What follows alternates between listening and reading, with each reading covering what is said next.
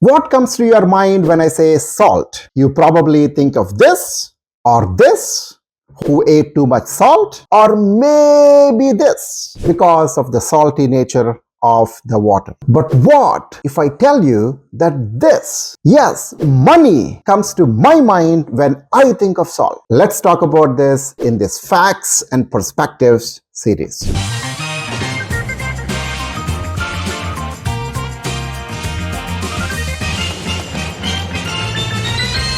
So what salt has to do with money? Is it because salt is getting expensive? Is it because I plan to start some salt business? Negative. Salt is pretty much on every dining table in the world, and it became such an integral part of our lives, we literally take it for granted. Salt is used for many purposes. Most important one, of course, is to make our food more delicious. Can you imagine eating any dish without salt? Fine, I'm referring to quote-unquote salty dishes, not the sweet ones. God no! By the way, we literally categorize our dishes into sweet dishes and salty dishes. That tells you the importance of salt in our cuisine. But salt has many uses outside of food. Medicinal use is one such example. Melting snow on the sidewalks is another. But we don't think about salt too much because it is abundantly available to us. But before the Industrial Revolution that led to mass productions of salt, salt was considered extremely precious, not just because of its uses,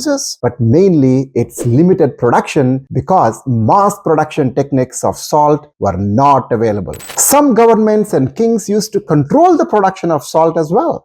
It was so precious, it was used as currency at various points in the history, similar to how we used to use gold as the currency. So yes, salt used to be used as currency at some point. There were several wars fought because of salt, both before Christ and after Christ. A few recent examples that can be tied back to salt include the American Revolution and the Indian independence movement over Great Britain. These are the two major economies in the world, and these events happened in the past few centuries. In fact, salt carried such a significance in our history, acting as currency as well as a cause for wars. It is said that both salary and soldier are derived from the word salt. So, take a moment to appreciate what salt brings to our life and its deep history when you shake that salt on your dining table next time. What comes to your mind when we talk about fossil fuels?